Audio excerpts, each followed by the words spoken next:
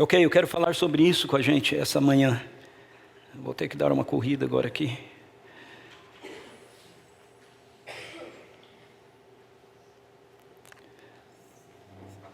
Eu quero falar sobre um propósito maior que Deus tem para nós, que Deus tem para a nossa vida. Na maioria das vezes, quando a gente fala da igreja, quando a gente ouve pessoas falando da igreja, elas pensam na igreja como um sistema, ou então como um prédio, ou então como uma reunião, ou então como um agrupamento de pessoas que são muitas vezes hipócritas, ou que julgam os outros, que não estão no meio delas. Essa é a imagem que muitas pessoas têm a respeito da igreja. Mas eu quero dizer para você que nada disso representa, na verdade, a igreja. Embora muitas vezes isso se expresse, mas nada disso, de fato, representa a igreja. Porque quando nós vamos para a Bíblia, nós vamos para o Novo Testamento e nós olhamos para a Bíblia, olhamos para as Escrituras, olhamos também para o Antigo Testamento, nós vamos perceber que a visão que a Bíblia tem a respeito da igreja é que a igreja, ela é o povo de Deus em missão no mundo. A igreja é um povo santo, ela é a noiva do Cordeiro. Ela é uma comunidade que carrega um reino de amor, de paz, de alegria abundante. Ela carrega, ou na perspectiva bíblica, o rosto de Jesus nela. Por isso é importante a gente entender que nós fomos feitos para mais. Nós não fomos feitos apenas para termos como igreja programações, algumas atividades. Não, nós fomos feitos para mais. Obrigado, irmão. Nós fomos feitos para experimentarmos uma realidade maior. Eu queria fazer uma pergunta para você. Quem é você?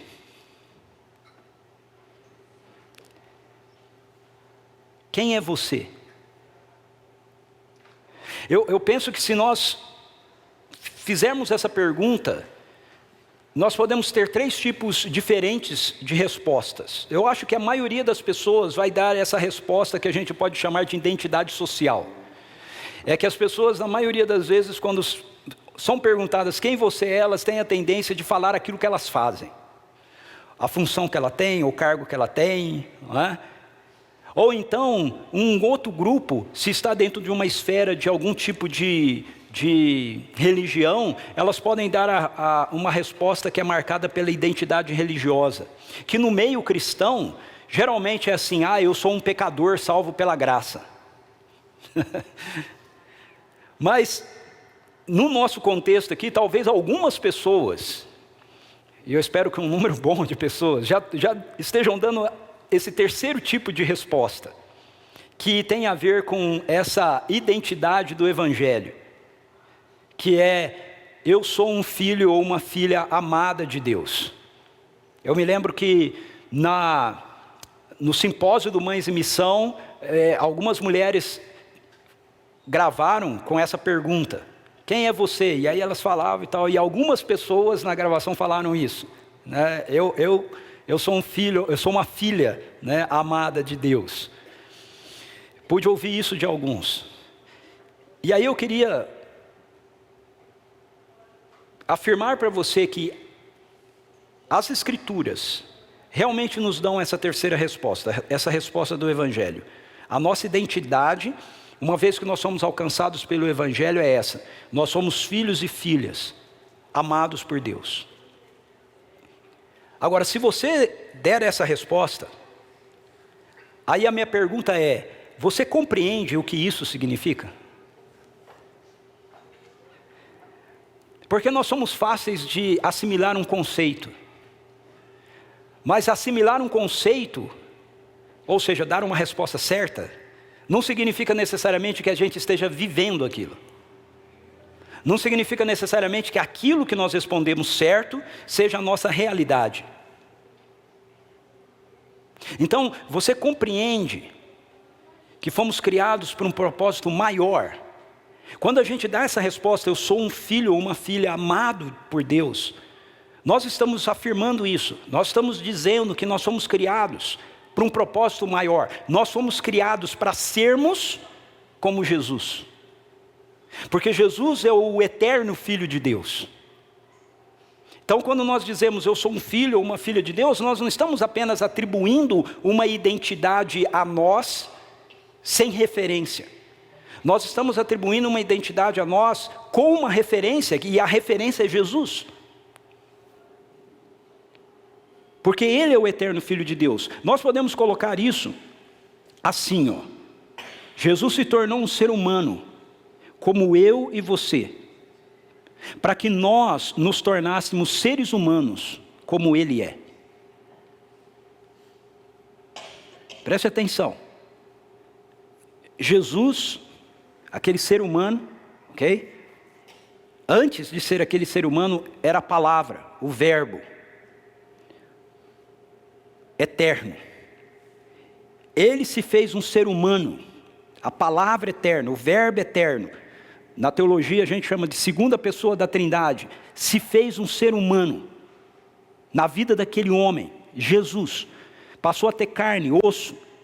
Se fez um ser humano como eu e você, para que eu e você pudéssemos nos tornar seres humanos como Ele é um ser humano. Por quê? Porque Ele é a expressão exata do que a humanidade foi criada para ser. Jesus, Ele não é apenas a expressão exata de quem Deus é, Ele também é a expressão exata de quem a humanidade foi feita para ser. Então, quando nós afirmamos que nós somos filhos e filhas amados de Deus, nós estamos afirmando que a nossa vida é expressa como a vida de Jesus Cristo. Porque Ele é a realidade daquilo que nós somos criados para ser. Esse é o propósito de Deus para a igreja. A igreja a Bíblia diz que é a noiva de Cristo, que é o corpo de Cristo, ela é a expressão na terra. Ok? Que demonstra quem Jesus é. E por isso, o propósito de Deus para com a igreja, e é o propósito dele para cada ser humano, e por isso ele quer alcançar seres humanos e trazer para a igreja povo, não fico pensando apenas na questão de um prédio, ok? É justamente levar essas pessoas a se tornarem como Jesus é. Esse é o propósito de Deus para a igreja. Um teólogo muito famoso que já faleceu, o Dr. John Stott, já no final da sua vida, ele faz a seguinte colocação. Ele está escrevendo um texto onde ele diz que ele estava questionando sobre qual era a razão de Deus, qual é o objetivo de Deus para conosco, ao nos salvar. E aí ele diz assim: portanto eu quero compartilhar com vocês o entendimento que pacificou minha mente à medida que me aproximo do final da minha peregrinação neste mundo. Esse entendimento é: Deus quer que seu povo se torne semelhante a Cristo. A vontade de Deus para o seu povo é que sejamos conformes à imagem de Cristo. A palavra de Deus apresenta isso para a gente de muitas formas diferentes. Uma delas, você pode ver nesse texto de 1 João capítulo 4, verso 17. Veja o que esse texto diz. Dessa forma, o amor está aperfeiçoado entre nós, para que no dia do juízo tenhamos confiança, porque neste mundo nós somos como Ele. Nesse mundo, aqui, diz João, nós somos como Jesus. Eu acho muito interessante esse texto, porque pode parecer incrível para você, mas essa é a verdade de Deus que precisa se tornar uma realidade nas nossas vidas. Deus está trabalhando em nós, como um povo, e isso inclui a vida de cada um de nós, nos levando a sermos cada vez mais como Jesus é, nesse mundo. Sabe, isso é tão incrível que na maioria das vezes nós temos dificuldade com isso, aí a gente joga isso para o futuro. A gente diz, lá no céu nós vamos ser igual a Jesus. Né? Dependendo da teologia da pessoa, lá no milênio, né, nós vamos ser igual a Jesus. Mas veja, João está dizendo, aqui, agora, nesse mundo. Ele está dizendo que naquele dia, no dia do juízo, nós vamos ter confiança, nós não precisamos ter medo, porque nesse mundo, aqui, agora, nós somos como Ele. Nesse mundo, nós somos como Ele. Aqui em James traz uma tradução ainda mais forte um pouco, ele diz, nesse mundo nós somos como Ele é. Não como Ele foi. Faz uma referência então à ideia de Jesus glorificado. As realidades dele estão sendo experimentadas por nós. Então há um propósito maior que para a nossa existência. E esse propósito maior é que nós somos criados para sermos como Jesus.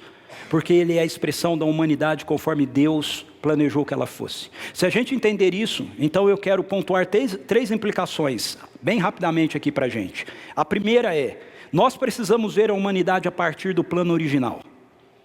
Veja, Gênesis capítulo 1, versos 26 e 27 diz assim, então disse Deus, façamos o homem à nossa imagem, conforme a nossa semelhança. Domine ele sobre os peixes do mar, sobre as aves do céu, sobre os grandes animais de toda a terra, sobre todos os pequenos animais que se movem rente ao chão. Criou Deus o homem à sua imagem, a imagem de Deus o criou, homem e mulher o criou. Essa é uma perspectiva de grande relevância e de grande importância para nós. Que nós precisamos assimilar, que nós precisamos carregar na nossa mente. Por quê? Porque a nossa tendência é olhar para nós mesmos e olharmos para a humanidade a partir da referência daquilo que a gente vê agora, daquilo que a gente vê a partir do que a Bíblia chama de rebelião, da queda. Mas veja, você precisa entender que a queda, a rebelião, o pecado, não é o plano original de Deus. Nós não fomos criados para sermos pecadores, nós pecamos, ok? Nós rompemos com Ele, mas nós não fomos criados para isso. Essa não é a nossa realidade. O plano original de Deus é que nós fomos criados à sua imagem e à sua semelhança. Quando a gente não entende isso, expressões como a humanidade é assim mesmo, e assim caminha a humanidade, esta é a humanidade. Ou quando nós cometemos erros e coisas assim, a gente diz, mas eu sou apenas humano.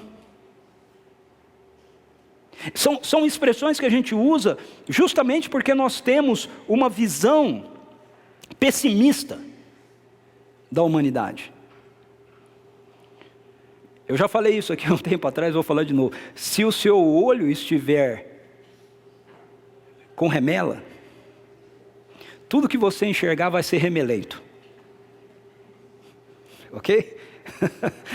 Se você estiver com remelas nos olhos, tudo que você enxergar, para tudo que você olhar, vai ser remelento.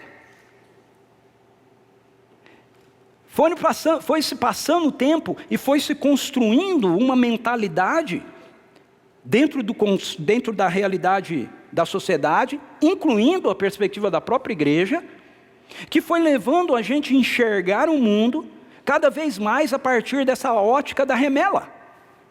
Essa ótica remelenta. Mas veja, quando nós lemos a Bíblia, Gênesis capítulo 1, mostra para a gente qual é o propósito original, mostra para a gente qual é o começo, qual é o padrão, qual é o plano, qual é a forma. Então Deus nos criou para sermos a sua imagem e a sua semelhança. Quando eu entendo isso, e eu encontro pessoas na rua, no meu dia a dia, eu olho para elas, e a minha tendência é, como é que fala? A primeira reação, né, é olhar para uma pessoa e ver o defeito dela, ver a aparência dela, ver o estereótipo dela. A pessoa está cheirando álcool, a pessoa está suja, ou então a pessoa é estranha, né? Tem uns alargadorzão assim, uns negócios. Não é assim que a gente olha, a primeira coisa que a gente vê é a casca. Mas quando eu sei disso, e eu olho e eu vejo uma pessoa assim, logo em seguida eu penso assim, quem ela foi criada para ser?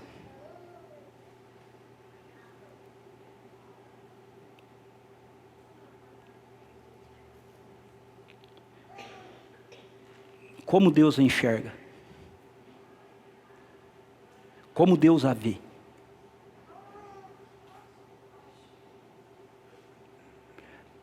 Deus não criou aquela pessoa para ser um drogado, Ele não criou aquela pessoa para ser um assassino, Ele não criou aquela pessoa para ser um mau marido, Ele não criou aquela pessoa para ser... Ele não criou.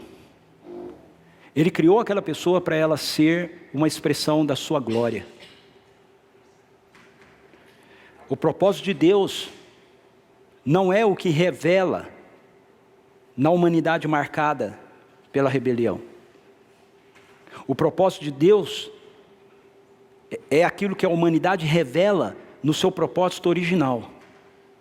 E na prática isso tem a ver com a vida de Jesus. Veja, tem um texto no Novo Testamento muito interessante, Romanos capítulo 5, verso 14, o apóstolo Paulo diz assim: todavia a morte reinou desde o tempo de Adão até o de Moisés, mesmo sobre aqueles que não cometeram pecado semelhante à transgressão de Adão, o qual era um tipo daquele que haveria de vir. Eu quero destacar isso. Adão era um tipo daquele que haveria de vir. Então, aquele ser humano de Gênesis capítulo 1, que diz que ele foi feito à imagem e semelhança de Deus, ele nada mais era do que uma expressão da humanidade de Jesus. Jesus, Adão é uma sombra de Jesus. Jesus é a humanidade do jeito que Deus criou para ela ser. Não Adão. Por quê? Porque Adão caiu, ele pecou. Mas na sua perfeição, antes da queda, ele era exatamente a expressão daquilo que Jesus é. Veja isso.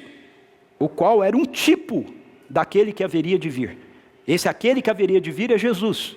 Paulo está falando de Jesus. Então o texto nos mostra que Adão era um tipo de como a humanidade foi feita para ser, mas que a humanidade é expressa de fato na pessoa de Jesus Cristo. Então, quando nós olhamos para as pessoas ao nosso redor, quando nós nos relacionamos com as pessoas, seja aqui dentro, seja fora daqui, nós precisamos pedir para Deus nos dar olhos para que a gente possa enxergar a pessoa do jeito que Deus a enxerga, do jeito que Jesus enxerga aquela pessoa. Veja, Jesus se encontra com uma mulher na região de Samaria que tinha tido 5 maridos. E estava vivendo com um homem que não era o seu marido. Ele não olha para ela e ele não a enxerga como uma prostituta. Ele não a enxerga como uma adúltera. Ela está em adultério. Ela está. Mas Jesus a enxerga como uma adoradora. Ele diz assim: o Pai procura adoradores que o adorem em espírito e em verdade. Eu estou atrás de você porque você não foi criada para ser uma adúltera, você foi criada para ser uma adoradora. Deus está atrás das pessoas porque Ele olha para as pessoas dentro do padrão que Ele criou as pessoas para serem. Não na deformidade que Satanás gerou na vida das pessoas. E se Deus, que é perfeito e santo, olha para as pessoas assim, quem sou eu para olhar para as pessoas de uma forma diferente dessa? Eu preciso aprender a olhar para a humanidade assim. Lembre-se, isso inclui você. Quando você se olha no espelho, qual é a verdade que você vê sobre você? Ah, eu sou um pecador mesmo. Ah, eu sou falho mesmo. Ah, eu erro mesmo. Ah, eu sou violento mesmo. Ah, eu sou difícil de perdoar mesmo. Ah, eu sou amargo mesmo. Ah, mentira! Essa não é a verdade sobre você. Lembre-se que Deus nos criou para sermos como Jesus Cristo é. Esse é o seu propósito para nós. É para aí que Ele está te levando. Uma pessoa que ainda não foi alcançado pelo Evangelho, pela graça de Deus, ele não pode experimentar isso, ele não sabe disso, a realidade ainda não começou a acontecer na vida dele. Mas se você foi alcançado pelo Evangelho, ou se você vier ser alcançado pelo Evangelho, essa realidade já começou na sua vida. Você precisa entender isso. O apóstolo Paulo diz para nós: pois aqueles que de antemão conheceu, também os predestinou para serem conformes à imagem do seu Filho, a fim de que ele seja o primogênito de muitos irmãos. Preste atenção no que ele está falando. Ele diz: aqueles que de antemão conheceu, também predestinou. Ou seja, antes de você ser quem você é, antes do Evangelho te alcançar, Deus já tinha predestinado você para ser a cara de Jesus. Deus já tinha me predestinado para ser a cara de Jesus. Se o Evangelho me alcançou, ou se ele te alcançar, não tem como. Essa é a realidade. É isso que vai acontecer em você. Então, você não pode discordar daquilo que Deus diz. O que Deus diz é a realidade sobre você. O que Deus diz é a realidade sobre mim. Não o que eu sinto. Não o que eu vejo. Se o Evangelho me alcançou, a verdade é: eu estou sendo transformado à imagem de Jesus. Esse é o projeto de Deus. Eu preciso começar a parar com esse negócio de olhar e falar assim: não, mas esse é meu sangue italiano ou espanhol. Tem um outro sangue em você. Tem um outro sangue em mim. A gente precisa parar de ficar dando essa justificativa remelenta.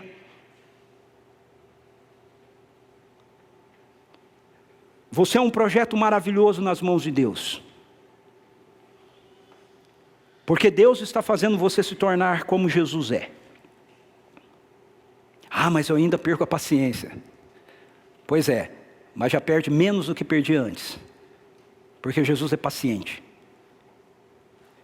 Então, ao invés de você olhar para você e dizer assim: eu sou uma pessoa muito sem paciência, comece a olhar para você e dizer assim: puxa, eu tenho muita paciência, porque eu sou como Jesus. Deus está me fazendo como Jesus. Mas com base nessa verdade, a gente também precisa olhar para cada ser humano e procurar encontrar nele aquilo que é o propósito original de Deus, e que ainda não foi gerado nele. Eu gosto de ver como Deus faz as coisas aqui. Veja, hoje no tempo de adoração, de ministração, o Reis deu uma palavra sobre a gente olhar um para o outro e a gente entender que aquilo que a gente estava cantando sobre nós era a mesma realidade sobre o outro. Ele não sabia que eu ia falar isso aqui, mas é exatamente isso que eu estou dizendo. Se eu entendo a realidade de Deus, o plano original de Deus para a humanidade, se eu entendo que essa realidade é uma realidade para mim, eu preciso entender que essa é a realidade de Deus para toda a humanidade. Ainda que hajam pessoas que não estejam dentro dela, essa é a realidade. Isso vai me ensinar a parar de julgar os outros.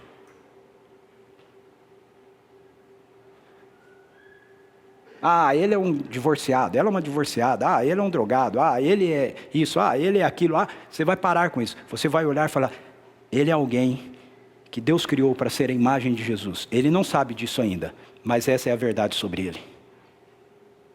Essa é a verdade sobre ele. E se eu já sei isso sobre mim, então, a segunda implicação é que eu preciso entender essa nova realidade iniciada por Jesus em mim. Veja o que Paulo diz em Romanos 6,11. Da mesma forma, considere-se mortos para o pecado, mas vivos para Deus em Cristo Jesus. A obra que Jesus realizou, ela tem dois lados. Um lado, ela é um lado exclusivo e intransferível. Só Jesus viveu aquilo, só Jesus podia fazer aquilo. Que lado é esse? É ele ser o Cordeiro de Deus que tira o pecado do mundo. João se refere a Jesus assim. Essa é uma figura do Antigo Testamento, porque no Antigo Testamento, quando as pessoas erravam, elas pecavam, elas tinham que pegar um cordeirinho lá, certinho, bonitinho, e levar para ser sacrificado, porque elas deveriam morrer, mas aquele cordeiro ia morrer no lugar delas. Quando Jesus entra na história, como um ser humano perfeito, ele se faz o Cordeiro de Deus. A perfeição dele é ofertada numa cruz, através da sua morte, no nosso lugar, para a quitação do nosso pecado, da nossa dívida. Nenhum outro ser humano que existiu nenhum outro ser humano que venha a existir poderia fazer isso. Só Jesus pôde fazer isso. Mas há um outro lado da obra de Jesus, e esse outro lado é um lado transferível. Tem a ver com o que a gente chama de discipulado, que é Jesus viver a vida dele aqui, mostrando para a gente como é a vida de um ser humano, programado, planejado por Deus, como a vida humana deveria ser. E essa vida humana, ela é vivida por Jesus, expressando as realidades, então, do propósito original do Pai, que se manifesta através do seu reino. É por isso que Jesus vem dizendo assim, o reino de Deus chegou. Porque Jesus, ele está vivendo como ser humano, as realidades do reino de Deus. Aquilo que foi planejado e programado por Deus. Só que essa parte da vida dele é transferível. Por isso ele chama de pessoas para segui-lo. Quando ele chama pessoas para segui-lo, o que ele quer é que as pessoas aprendam a viver a vida delas como ele está vivendo a vida dele. Agora veja, para ele viver a vida dele daquele jeito que ele estava vivendo a vida dele, ele era santo, ok? Não tinha pecado, mas ainda assim ele recebeu o Espírito Santo. Quando ele foi batizado, o Espírito do Senhor veio sobre ele e o envolveu com o poder. A partir dali, Jesus começa a manifestar as realidades do reino de Deus. Até ali ele é um ser humano sem pecado, que vive sem pecado, mas não faz mais nada do que isso. Mas a partir dali, além dele estar vivendo sem pecado, ele manifesta a realidade do reino de Deus. Aquilo que é o coração do Pai para a humanidade, começa a se mostrar através dele. Mas isso porque o Espírito de Deus está nele. O Espírito de Deus vem sobre ele. João nos diz, no Evangelho de João, João Batista nos diz, que Deus não dá o Espírito sem medida. Ele deu para Jesus todo o Espírito de Deus. Então você precisa entender esse lado da vida de Jesus, não como algo que está acontecendo na vida de Jesus, porque Ele é Deus. Jesus não está perdoando porque Ele é Deus. Jesus está perdoando como um ser humano. Veja, entenda bem, eu não estou dizendo em nenhum momento que Ele não seja Deus, ok? Eu só estou dizendo que Ele está perdoando como ser humano. É por isso que Ele diz que nós devemos perdoar uns aos outros. Ah, não dá para perdoar aquela pessoa. Dá, Jesus perdoou. Agora, se Jesus está perdoando como Deus, então você não consegue perdoar. Porque você não é Deus. Mas se Ele está perdoando como um ser humano, então você consegue perdoar. Quando Ele está pendurado na cruz, Ele diz assim, Pai, perdoa-lhes porque eles não sabem o que fazem. Ele não está falando isso como Deus, Ele está falando isso como um ser humano. Pai, perdoa-lhes, eles não sabem o que fazem. Jesus ama, Jesus é bom, Jesus é misericordioso, Jesus manifesta poder, todas essas coisas, porque o Espírito Santo de Deus está vivendo nele, atuando nele, se manifestando através dele. Como Deus, Ele é digno de ser adorado. Como Deus, Ele é reverenciado pelos anjos.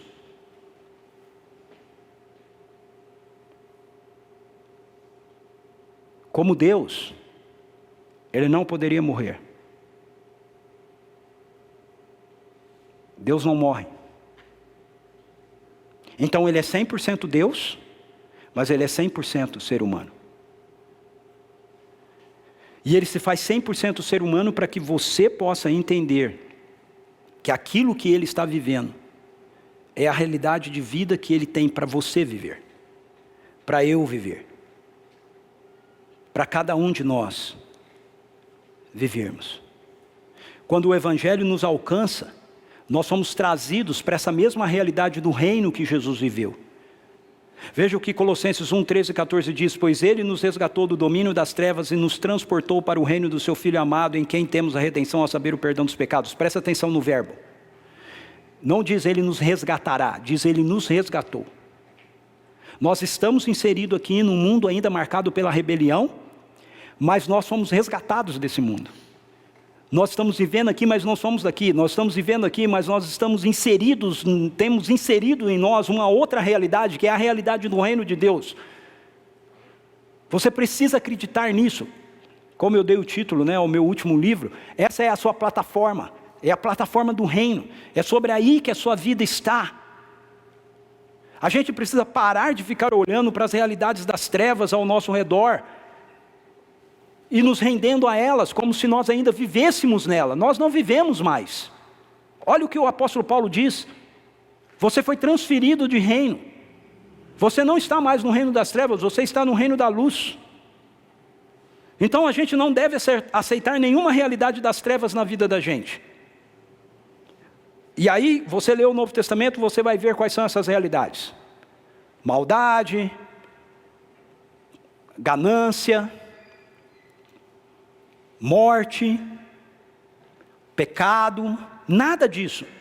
A gente tem que olhar para essas coisas e dizer, não, isso não é mais a minha realidade.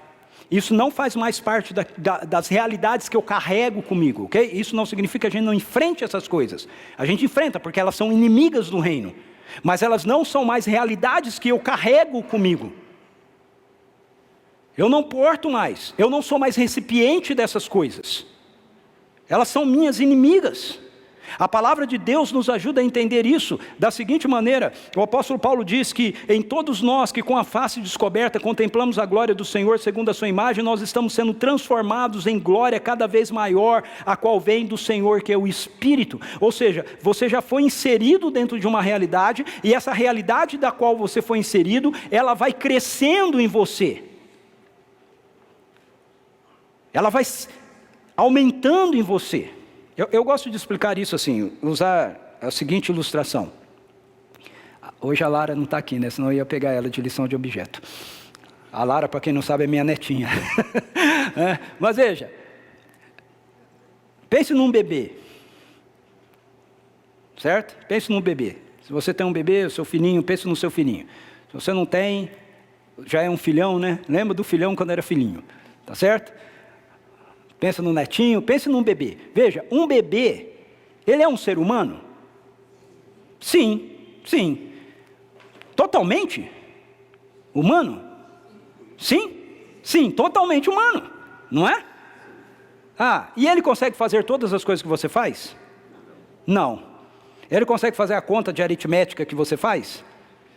Não. Ele não consegue. Ele consegue correr, se ele é um bebezinho, ele consegue correr como você? Não. Ele consegue levantar os 500 quilos que eu levanto? Num leg press? Não. Não, ele não consegue fazer isso. Isso significa que ele não é um ser humano? Não, só significa que ele não chegou à sua estatura. Entenderam? Quando você nasce de novo, você já é exatamente como Jesus Cristo. Você só não chegou à estatura dele ainda. Isso aí. Você já é, você só não chegou na estatura. E é isso que Paulo está dizendo, nós estamos crescendo, nós estamos sendo transformados de glória em glória.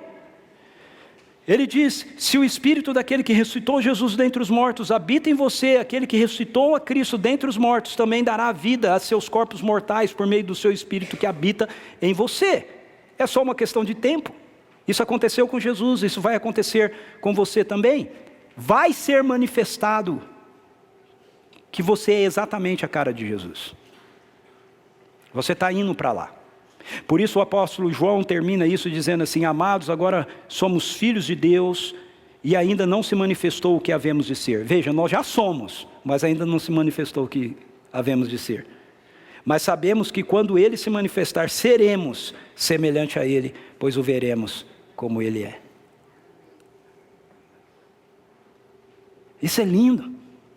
E se você entender isso, entender que é isso que Jesus fez por você, Ele tornou, Deus fez por você em Jesus, Ele tornou você quem Jesus é e você está crescendo em quem Jesus é, então isso vai te levar à terceira e última implicação, é que isso exige que a gente ande expressando a vida de Jesus.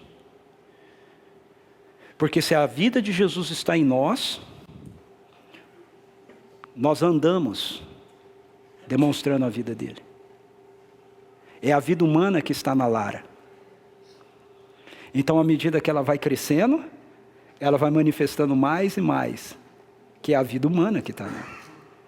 Ela vai aprendendo a segurar as coisas, ela vai aprendendo a falar coisas, porque ela está andando, se desenvolvendo como um ser humano.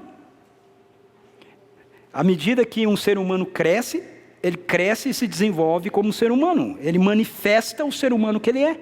Ele age como o ser humano que ele é. Se você tem um ser humano e ele começa a agir como um animal, alguma coisa está errada. Então, se eu nasci de novo, se o Evangelho me alcançou, se a vida de Jesus está em mim, e eu ainda não cheguei na maturidade dele, na estatura dele, e por isso que eu sou tão diferente dele em muitas coisas ainda assim o que se manifesta através de mim tem a ver com a identidade dele. Mas se eu digo que eu nasci de novo, que eu estou vivendo agora na realidade desse novo reino, mas eu continuo manifestando realidades da minha vida antiga, sem ter a vida que eu tinha sem ter sido alcançado pelo Evangelho, então alguma coisa está errada. O propósito maior de Deus para as nossas vidas não é um conceito que a gente guarda para o futuro. Nós vimos, a palavra de Deus diz que assim como Ele é neste mundo, nós somos. Isso significa que se nós somos alcançados pelo Evangelho, então nós temos poder e nós temos condição de sermos agora como Jesus é.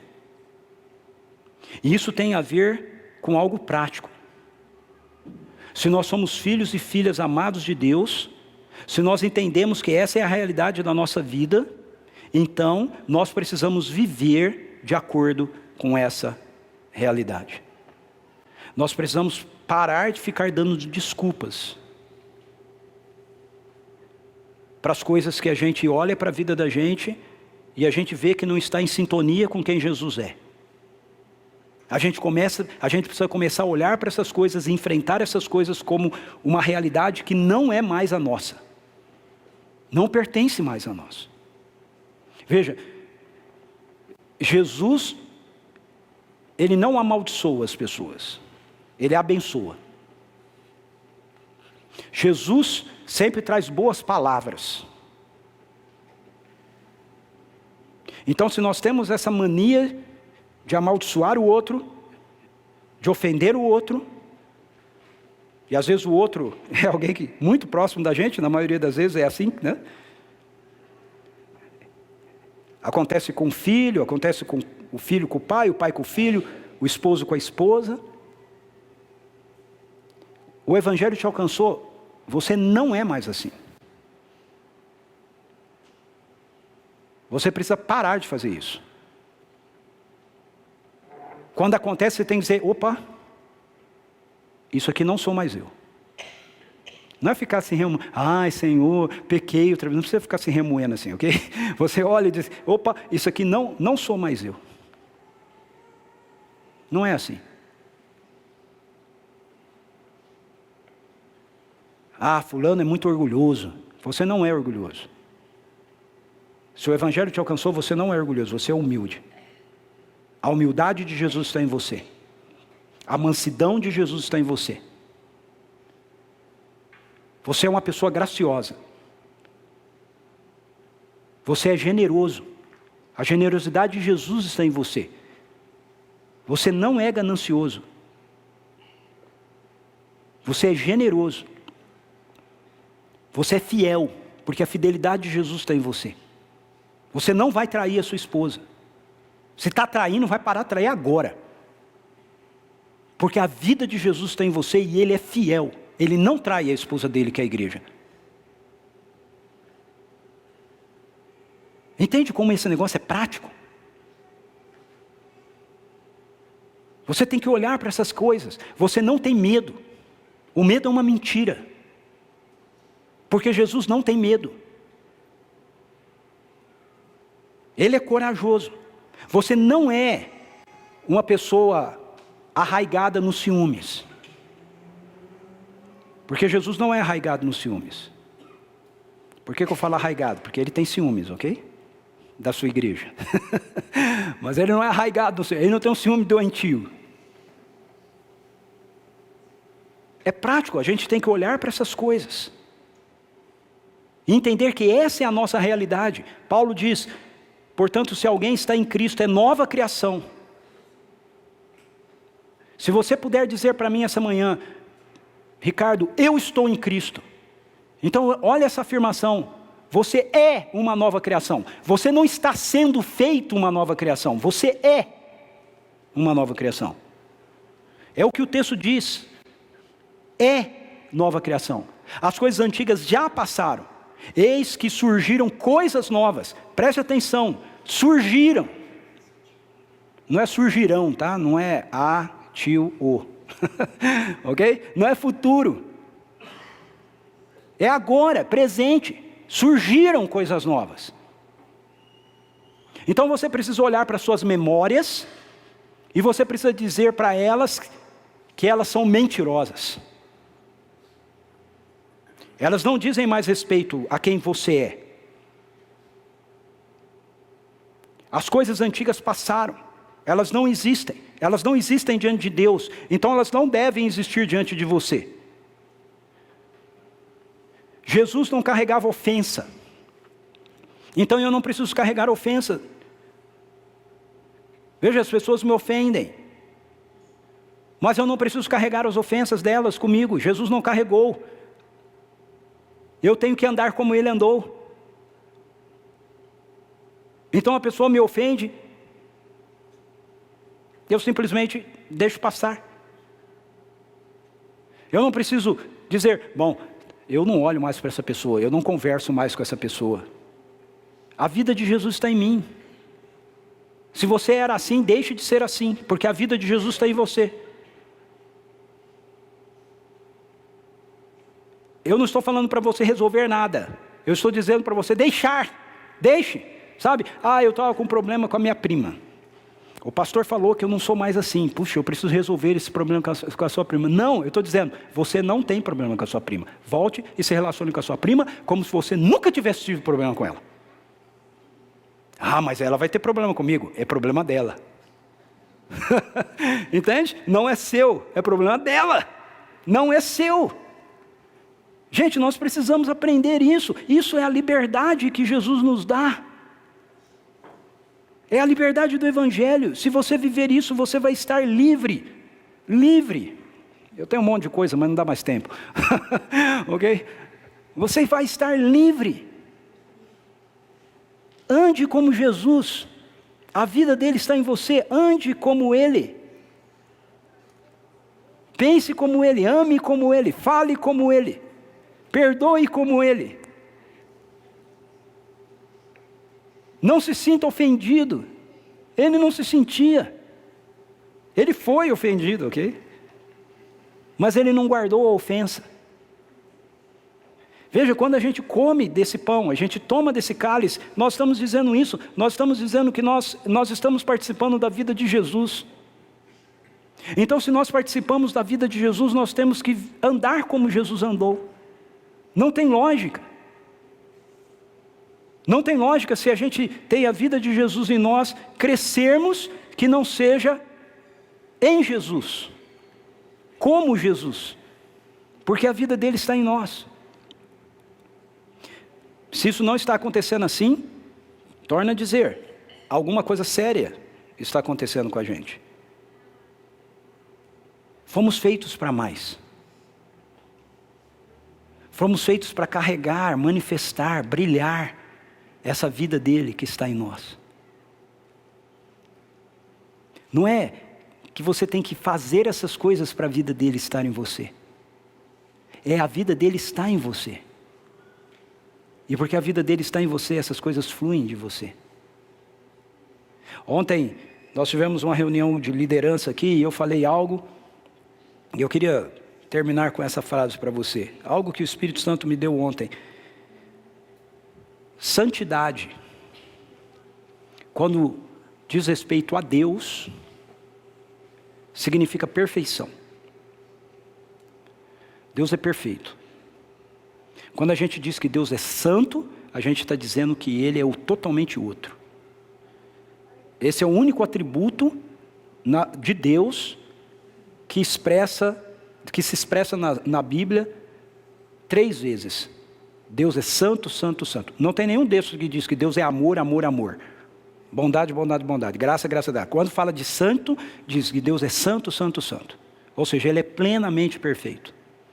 Tudo vem disso. O amor dele vem disso. A bondade dele vem disso. Tudo vem disso. Então, santidade, quando se refere a Deus, significa perfeição. Mas santidade, quando diz respeito a mim e a você, significa alinhamento. Alinhamento. Eu alinho o meu coração ao coração de Deus. Isso é santidade para mim.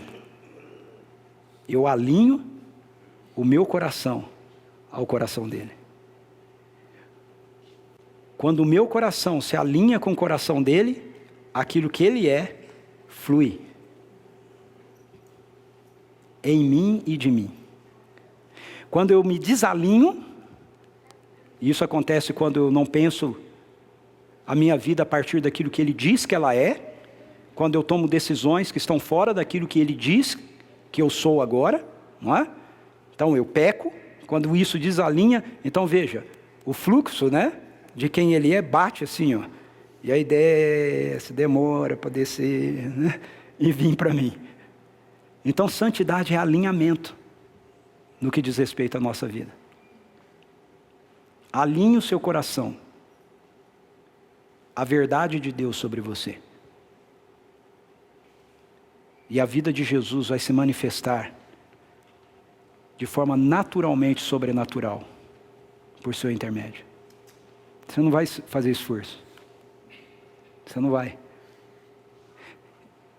Eu tenho certeza que se você perguntar para a Suzy o que ela mais ama em mim, ou qual é a minha melhor versão, ela vai dizer para você que é quando eu estou mais íntimo de Jesus. Quando eu estou mais íntimo dele, ela é beneficiada, porque o amor dele flui de mim para ela. Quando eu estou desalinhado com ele, ela sofre. Eu perco a paciência rápido. É a mesma coisa para a vida dos meus filhos. A minha melhor paternidade é quando o meu coração está alinhado com o coração de Deus. Quando desalinha,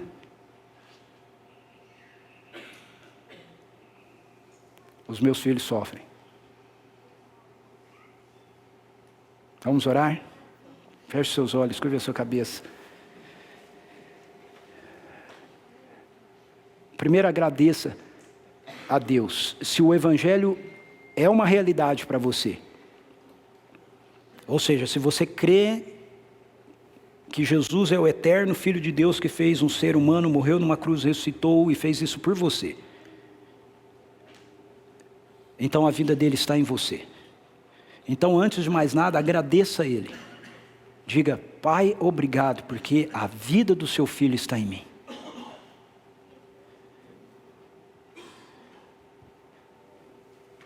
Agora peça para Ele dar a você a capacidade de olhar para as pessoas e enxergar nelas o plano original de Deus.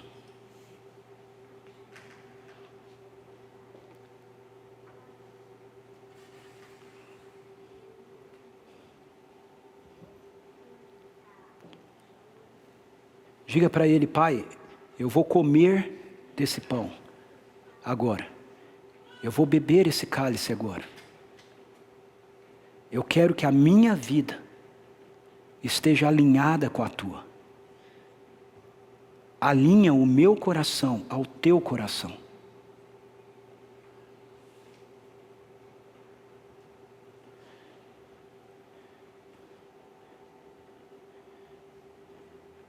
Porque o propósito maior de Deus para nós é ver cada um aqui se parecendo mais e mais com quem Jesus é. Pai, obrigado. Obrigado porque o Senhor não abre mão dos teus propósitos. Tua palavra nos diz que os teus dons e desígnios são irrevogáveis. O Senhor nos criou para sermos a imagem do teu Filho. O Senhor nos salvou para nos conduzir a essa realidade. E é isso que o Senhor quer fazer na vida de cada ser humano. Ajuda-nos a viver dentro dessa realidade, dentro dessa dimensão, dentro dessa verdade.